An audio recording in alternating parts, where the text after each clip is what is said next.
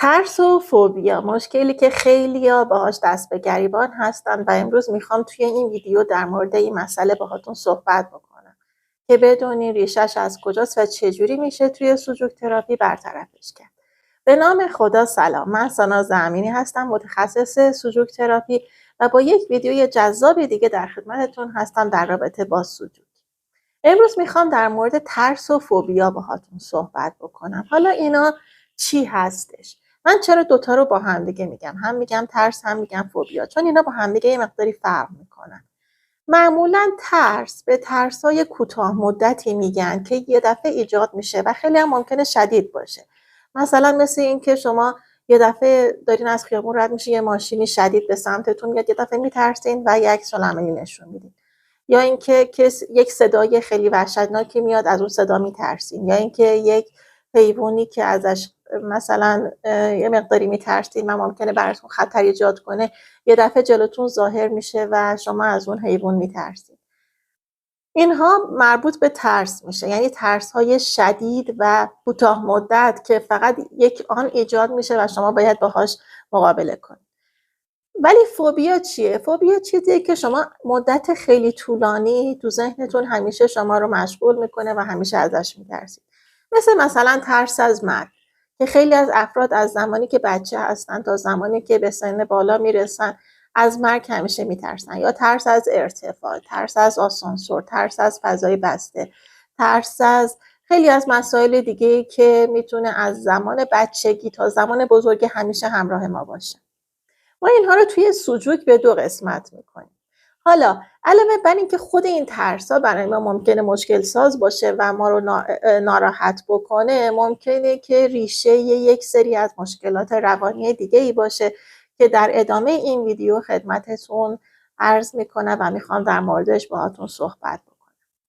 قبل از اینکه ادامه ویدیو رو داشته باشیم، اگر که از این موضوع خوشتون میاد و این ویدیو رو دوست دارین لایک کنین حتما و برای من کامنت بگذارید و اگر هم تا حالا سابسکرایب نکردین حتما سابسکرایب بکنین، چون که من میخوام به روش‌های خیلی آسون راه حلی بهتون نشون بدم که بتونه این مشکلات رو براتون برطرف بکنه.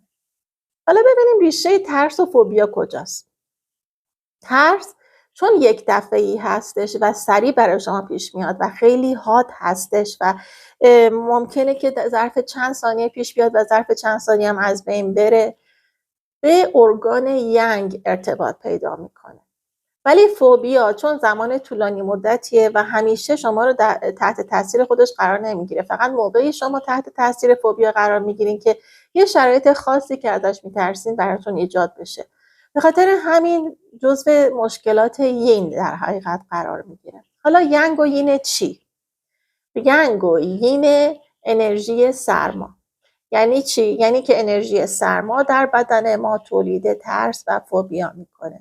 یینش که کلیه ها میشه مسئول ایجاد فوبیا هست و ینگش که میشه مثانه مسئول ایجاد ترس های کوتاه مدت و شدیده. پس بنابراین ما وقتی که انرژی سرما در بدنمون خیلی زیاد بشه دچار این ترس ها میشیم. حالا این ترس ها خودش به تنهایی ممکنه تو ذهن ما مشکل ایجاد بکنه. اگر که هر وقت احساس کردین که فوبیای خاصی دارین، بهترین کار اینه که توی این عکسی که الان خدمتتون نمایش داده شده روی چاکرای سرما و چاکرای داغی رنگ نارنجی بکنین که باعث میشه که ترستون کمتر بشه. حالا اگر که مشکلتون یین باشه توی کف دست این کار رو انجام بدین، یعنی روی نقطه آبی و نقطه نارنجی که توی این عکس مشخص شده رنگ نارنجی بکنید. اما اگر مشکلتون ینگ باشه، یعنی ترسای کوتاه مدت باشه، پشت دستتون این علامت ها رو باید بزنید، یعنی روی قسمتی که رنگ آبی داره و روی قسمتی که رنگ نارنجی داره شما هر دوشو نارنجی بکنید و این کار رو به مدت 2 یا 3 روز انجام بدید و مشکلتون برطرف میشه. اگر کسی یه دفعه ترسید و شما خواستین که اون عوارض ترسش رو براش از بین ببرین، فقط کافیه که انطباق مثانه که این قسمت هست بین انگشت حلقه و انگشت میانی هستش، انطباق مثانه رو رنگ نارنجی بکنین تا اینکه ترسش برطرف بشه. در صورتی که کسی مشکل فوبیای طولانی مدت داشته باشه، یه مقداری توی تقویت کلیه باید بیشتر فکر بکنید، چون که اگر که کلیهش انقدر قوی نبود و ایجاد انرژی سرما درون بدنش نمی‌کرد و انرژی سرمای اضافه توی بدنش تولید نمی‌شد، این شخص دچار فوبیا نبود. بنابراین احتیاج شاید به تقویت کلیه نداشته باشه. پس تقویت کلیه رو در مورد همه افراد بی‌محابا نباید استفاده بکنیم. اگر که نیاز بود و دیدین که بررسی کردین، دیدین طبق شرح حالی که ازش میگیرین اون مشکلاتی که توی بدنش هست خیلی بزرگتر و با اهمیت تر نسبت به ترسی هستش که توی بدنش هست، اون وقت میتونین از تقویت کلی استفاده بکنین. گاهی اوقات پیش میاد که این ترس ما زمینه ساز بعضی از مشکلات دیگه توی روح و روانمون میشه. مثلا گاهی اوقات وجود وسواس فکری یا عملی ممکنه که ریشه در ترس داشته باشه.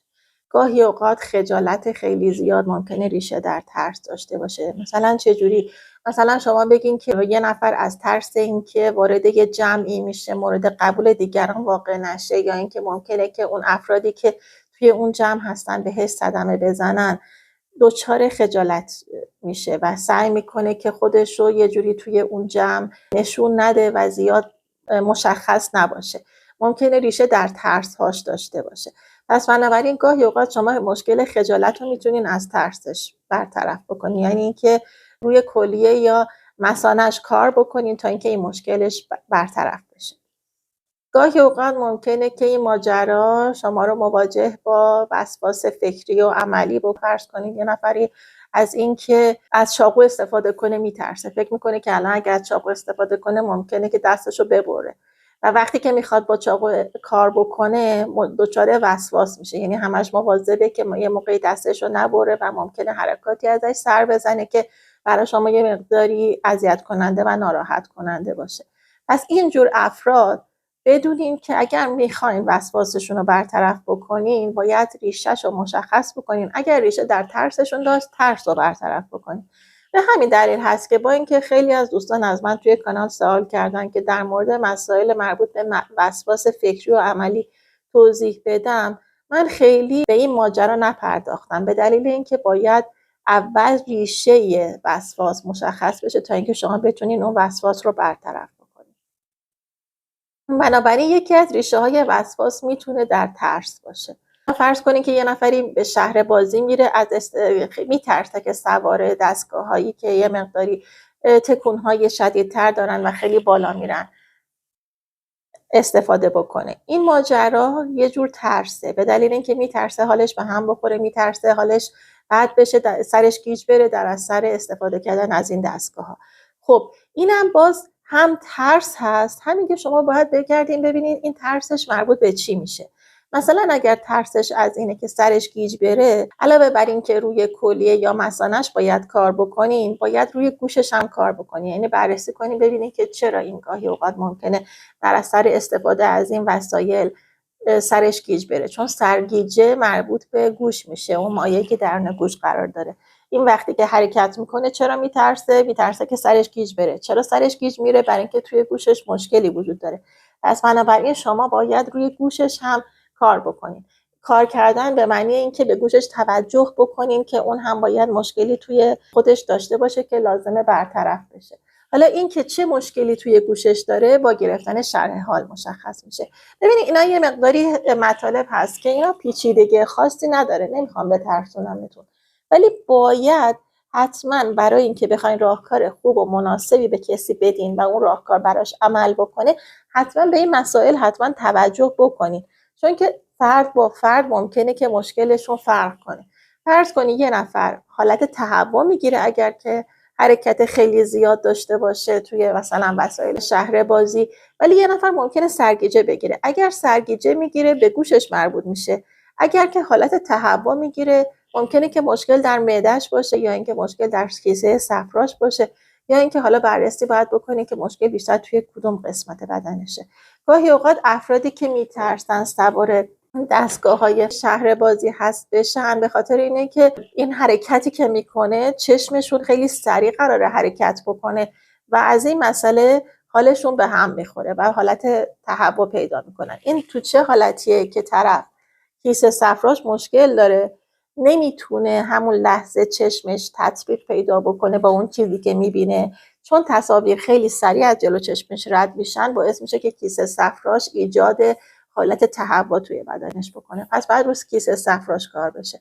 بنابراین خیلی مهمه که شما یه مسئله به این سادگی که فکر میکنین که فقط مربوط به ترسه رو بررسی بکنین و ببینین که ریشه کار کجاست و ریشه کار رو برطرف بکنین. چون تا وقتی که ریشه کار برطرف نشه شاید فایده‌ای نداشته باشه که شما فقط روی ترسش به طور خاص کار بکنین. ولی اگر که میبینین که اون ترسش در اثر یک حرکت یهویی یه نفری بوده یا اینکه از یه صدایی ترسیده، یه همچین چیزایی براش پیش اومده، فقط روی مثانه کار بکنین کافیه. اگر میبینین طرف از یه چیزایی میترسه، تو ذهنش مشکل ایجاد میکنه، شما میتونین فقط روی کلیهش کار بکنین و خیلی راحت ترسش رو از بین ببرین.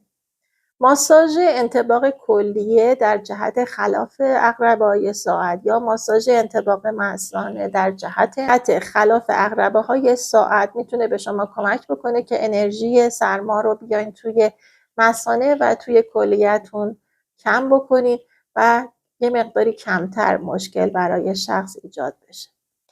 خب خیلی ممنون از اینکه این ویدیو رو همراه من بودیم. امیدوارم که خوشتون اومده باشه. تا ویدیوی بعدی که در مورد احساسات دیگه باهاتون میخوام صحبت بکنم، شما رو به خدا میسپارم. خدا نگهدار.